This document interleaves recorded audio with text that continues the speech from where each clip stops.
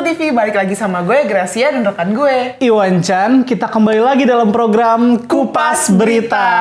Seperti biasa, acara Kupas Berita ini ngebahas berita-berita yang lagi heboh dan lagi viral nih, dan kita bahas bareng-bareng. Kalian juga bisa nimbrung di kolom komentar di bawah ya. Oke, langsung aja ke berita pertama nih, Gra. Kemarin gue dengar kalau Pak Jokowi ini lagi ngomongin tentang prinsip pemimpinnya Indonesia seperti apa ke depannya. Nah, yang paling penting itu kata Pak Jokowi, kepemimpinan Indonesia itu harus menyadari keberagaman bangsa. Wah, keberagaman. Nah, beliau ini ngomong kalau pas ngeresmiin pembukaan di daerah Pontianak khususnya itu kemarin, nah itu disiarkan langsung juga di acara akun YouTube-nya Sekretariat Presiden itu pas kemarin tanggal 29 November kemarin tuh. Iya, bener banget kan, Indonesia itu kan beragam ya, berbeda-beda gitu. Ya lagi-lagi ya perbedaan gitu kan yang bikin kita satu. Ya, soalnya kan ya keberagaman itu kekayaan bangsa kita loh, Bang. Bener. Gitu. Bener banget tuh. Ya pokoknya jangan sampai perbedaan suku, ras, agama itu bisa memecah belah antar kita sesama orang Indonesia gitu. Malah justru yang berbeda itu jadi kekuatan besar buat bangsa ini. Bener banget. Dah, yang intoleran, minggir dulu. Minggir. Oke, kita lanjut ke berita selanjutnya nih, Bang. Carta Politika Indonesia ngerilis hasil survei baru yang judulnya Persepsi Publik Terkait Kinerja Pemerintah dan Peta Elektoral Terkini. Nah, dari survei itu, mayoritas pemilih PDIP dan Ganjar Pranowo ini akan tetap memilih Pak Ganjar nih. Meskipun ya nggak diusung PDIP sebagai Capres 2024. Respondennya ada 87,5% pemilih PDIP dan Pak Ganjar tadi nyatain bakal tetap milih Pak Ganjar meski nggak dicalonin sama PDIP. Bener tuh, Gra. Iya, infonya tuh kayak Partai Golkar sama PKB itu kan juga udah dianggap penting nih, dan dia tuh kayaknya udah berhak buat ngajuin Pak Ganjar sebagai presiden kalau emang nggak diusung sama PDIP. Bener banget. Gitu. Bener banget. Dalam survei itu tuh nama Pak Ganjar tuh ini jadi posisi yang paling puncak gitu elektabilitasnya dari 10 nama gitu. Yes. Nah, elektabilitasnya tuh jauh di atas nama-nama kayak Pak Anies Baswedan, Prabowo, terus juga Ridwan Kamil, dan ya masih banyak yang lainnya. Ya, berarti udah ketahuan dong kayak siapa nih pemimpin yang diinginkan masyarakat. Bener ya, banget. Ya, semoga apa yang udah survei lakukan itu bisa jadi pegangan buat masyarakat. Ternyata banyaklah pemimpin Pak Ganjar di Indonesia gitu. Banyak yang ingin Pak Ganjar menjadi pemimpin. Iya, bener. Rambut putih jangan lupa Mana rambut putih lu? Oh iya. Udah gue pilok lagi. Oh, udah dipilok lagi jadi hitam. Oke, kita langsung masuk ke berita terakhir nih. Kemarin gue baca-baca kalau warga di Depok lagi resah nih, Gra. Waduh, kenapa nih? Karena ada prostitusi di kos-kosan Depok. Waduh. Nah, patokannya tuh mereka kalau ketemuan tuh nomor rumah. Janjiannya tuh di nomor sekian gitu. Nah, sebuah indekos di Cilodong ini Kota Depok digerebek Satpol PP karena diduga jadi sarang prostitusi. Jadi tuh ada orang inisial LF bilang kalau ada beberapa tamu yang berhenti di depan rumahnya karena mungkin resah kali ya. Terus ngobrol-ngobrol sama ketua RT mungkin. Nah, itu jadi patokannya di depan rumah, di depan gang. Ya udah deh, akhirnya telepon Pak RT, ini ada orang mencurigakan nih tiap malam di sini. Ya gue baca juga tuh orangnya tuh ya yang kayak ngebooking itu tuh janjiannya di depan rumahnya gitu. Antara jam 1 malam ke bawah. Kan itu kan mengganggu ya, meresahkan banget gitu kan. Jadi nelpon tuh kayak, ini nih aku udah di rumah nomor sekian gitu kan. Kok tahu sih? Ya kan gue baca. Oh. Ya gimana dong? Kalau nggak baca nggak tahu, gitu kan? Siapa yang nggak risih coba kan? Masa rumahnya jadi patokan? Kan nggak lucu banget. Ya iya dong, bener dong. Ya intinya ya semoga kedepannya biar aman dan tertib lah pokoknya.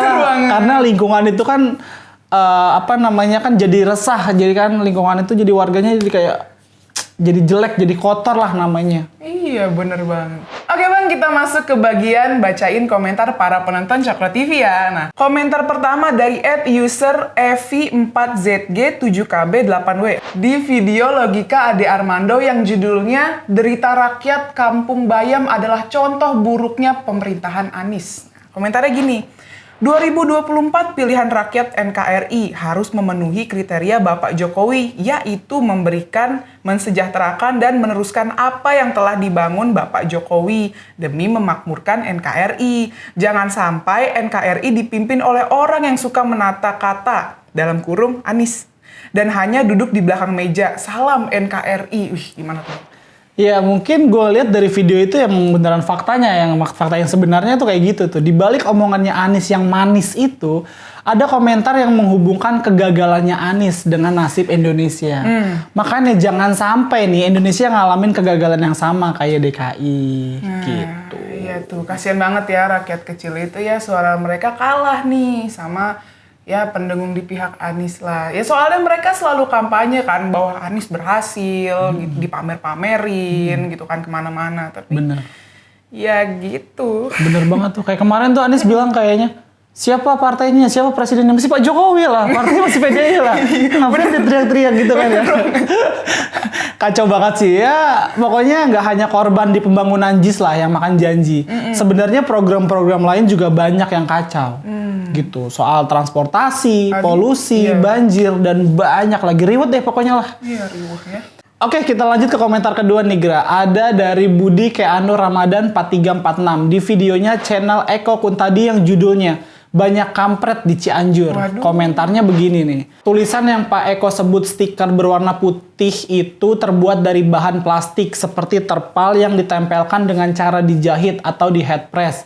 Sekeliling pinggirannya itu di bagian atap tenda yang berwarna biru. Dengan para oknum ormas dengan cara menarik atau merobek secara paksa.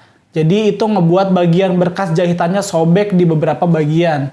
Meskipun dari jauh tampak tidak sampai bolong dan itu menyebabkan tenda-tenda yang dilepaskan tulisannya itu jadi bocor.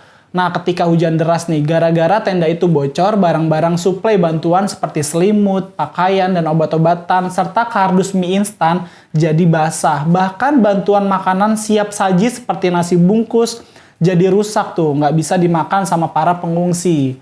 Kalau Egra tuh nanggepinnya gimana tuh?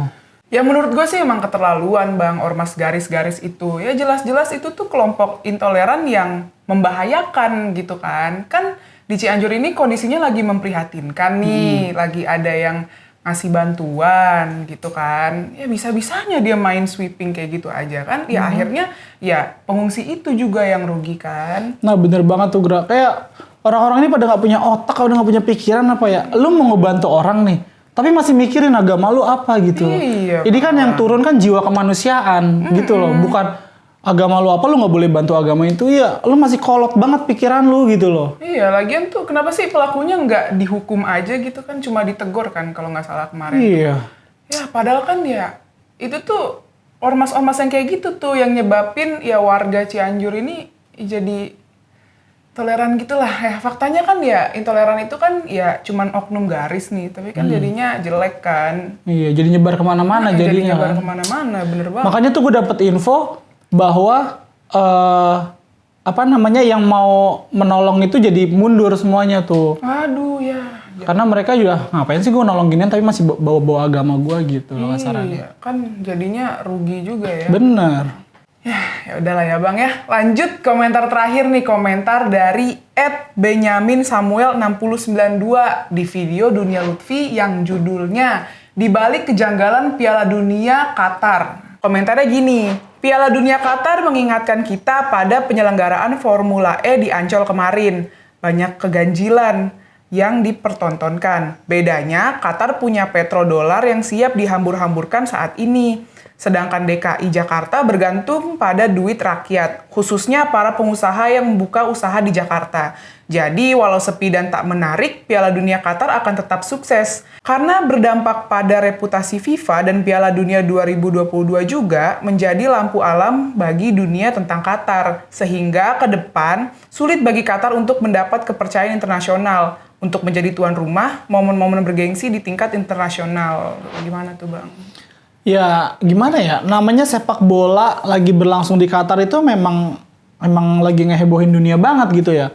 Bukannya soal event nih, tapi juga biaya pembangunan stadionnya tuh juga makan biaya tuh sampai triliunan rupiah nggak gitu loh. sedikit, bener. Nah sama netizen itu dihubungkan sama Formula E Jakarta. Bedanya kalau Qatar duitnya banyak nih. Tapi kalau Jakarta kan duitnya nggak tahu kemana. Iya bener ya, kalau di Qatar kan ya ada minyak bumi kan. Kalau di Jakarta dulu ya uang rakyat yang dipakai buat nombokin balapan.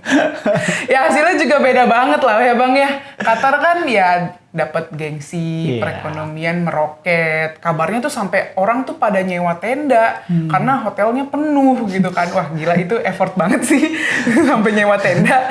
Bener tuh, malah sewanya mahal banget lagi. Cuma tenda gitu kan padahal. Kalau modalnya gede, hasilnya gede kayak Qatar sih, it's okay lah ya, nggak apa-apa lah ya. Tapi kalau kayak Formula E itu kan bisa rugi banget, tekor banget kan. Iya, buang-buang duit percuma gitu. Kayak lu boncos. Jadi boncos kan. Aduh. Aduh. Oke, mungkin itu aja beberapa komentar menarik yang ada di channel Cokro TV nih. Jangan lupa like, comment, subscribe channel ini. Stay tune terus di program kita di Kupas Berita. Bye. Bye-bye.